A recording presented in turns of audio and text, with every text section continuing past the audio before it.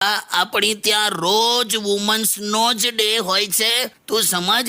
અને તું તો ઘરની લક્ષ્મી છે કે નહીં? હા તો તારે પૈસાની શું જરૂર? પણ શોપિંગ કરવા તો જોઈએ કે નહીં?